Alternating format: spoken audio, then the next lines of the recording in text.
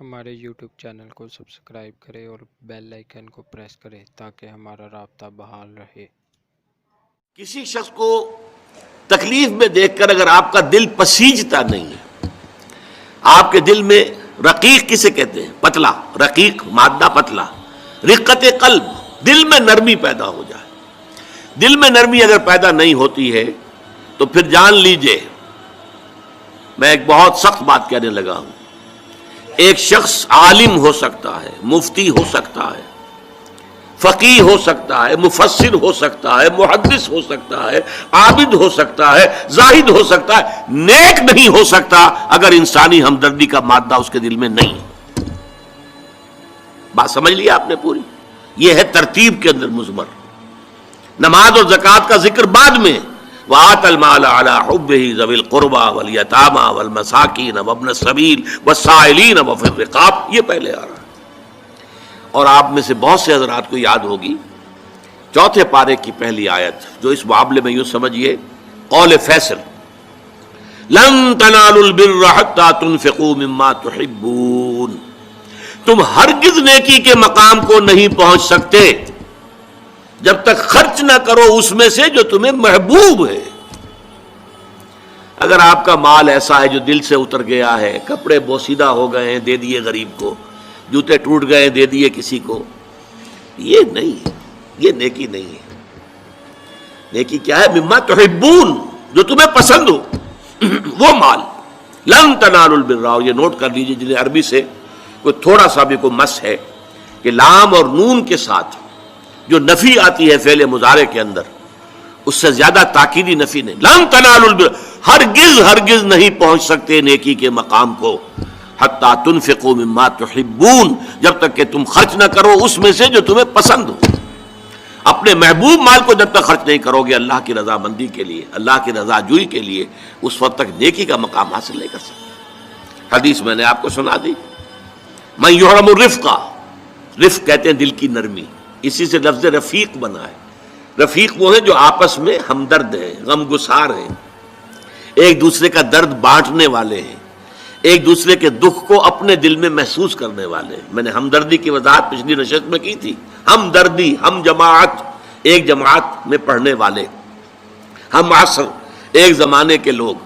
ہمدرد وہ جن کا درد جو ہے وہ کامن ہے، مشترک ہے، ایک کے درد کو دوسرا محسوس کر رہا ہے۔ خنجر چلے کسی پہ تڑپتے ہیں ہم امیر، سارے جہاں کا درد ہمارے جگر میں ہے۔ یہ ہے در حقیقت نیکی کی اصل روح۔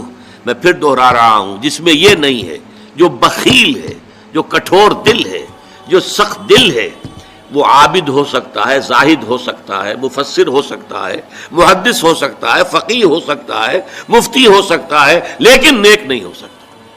یہ قرآن کا فتویٰ ہے، لن تنالوا البر حتی تنفقوا مما تحبون۔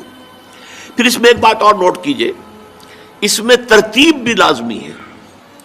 سب سے پہلا حقدار جو ہے آپ کے نیک سلوک کا وہ آپ کے قرابت دار ہیں۔ الاول فالاول، الاقرب فالاقرب۔ ہمیشہ قرآن مجید میں سب سے پہلے ذی القربیٰ، وآت ذی القربیٰ حقہ والمسکین وابن السبیل ولا تبذر تبذیرا، یہ بھی ہمارے منتخب نصاب کی آیت ہے سورہ بنی اسرائیل کی۔ اور تم حق ادا کرو جو ذی القربیٰ ہیں، قرابت دار ہیں، رشتہ دار ہیں۔ یہ خاص طور پر بات کیوں کہی جاتی ہے؟ عام طور پر قرابت داروں میں، قریبی رشتہ داروں میں شکر رنجیاں ہوتی ہیں۔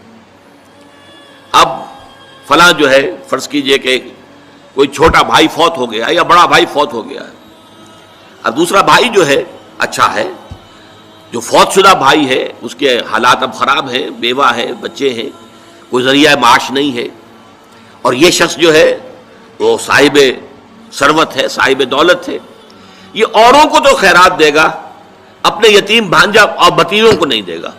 کیوں؟ انہوں نے یہ کیا تھا، انہوں نے یہ کیا تھا، انہوں نے فلاں وقت یہ کہہ دیا تھا، وہ بھابھی نے فلاں وقت جو ہے میرے ساتھ یہ معاملہ کیا تھا۔ اس حوالے سے شکر رنجیوں کی وجہ سے ان کو چھوڑ کر دور دراز جا کر ریوڑیاں بانٹی جائیں گی، لیکن جو اصل حقدار ہیں ان کو چھوڑ دیا جائے گا۔ اس کا تجزیہ کیجئے، اس کا مطلب ہے یہ اللہ کے لیے نہیں دیا جا رہا۔ اگر اللہ کا جذبہ ہو اللہ کو راضی کرنا، تو پھر تو دیکھو کہ اللہ نے سب سے پہلا حقدار کس کو بنایا، پھر تو دیکھنا ہوگا ترتیب اللہ کی۔ اللہ کی ترتیب میں تو وآت المال علی حبہ ذوی القربى، ذوی القربى سب سے پہلے ہے، اس کے بعد یتامى ہے، مساکین ہے، وابن السبیل ہے، والسائلین ہے، وفی الرقاب ہے، لیکن اولین جو ہے ذوی القربى ہے۔ جیسے حدیث آتی ہے کہ حضور نے فرمایا من احب للہ وابغض للہ واعطى للہ ومنع للہ فقد استقبل الایمان، جس نے اگر کسی سے محبت کی تو اللہ کے لیے محبت کی، کہ اللہ کو پسند ہے کہ اس سے محبت کی جائے، اور کسی سے بغض اور عداوت رکھی تو وہ بھی اس لیے کہ اللہ کو پسند ہے کہ اس سے بغض رکھا جائے، اور اگر کسی کو کچھ دیا تو اس لیے کہ اللہ کو اس کا دینا پسند ہے، اور کسی سے کچھ روکا تو اس لیے روکا کہ اللہ کو اس کا روکنا پسند ہے۔ یعنی انسان کے تمام اعمال کا اصل موٹو جو ہے وہ ذات باری تعالی اور اس کے احکام اور اس کی پسند اس کی ناپسند بن جائے۔ اگر یہ ہو جائے من احب للہ ہے وابغض للہ ہے واعطى للہ ہے ومنع للہ ہے فقد استکمل الایمان، تو ایسے شخص نے تو اپنے ایمان کی تکمیل کر لی۔ یہ کمال ایمان کا مقام ہے۔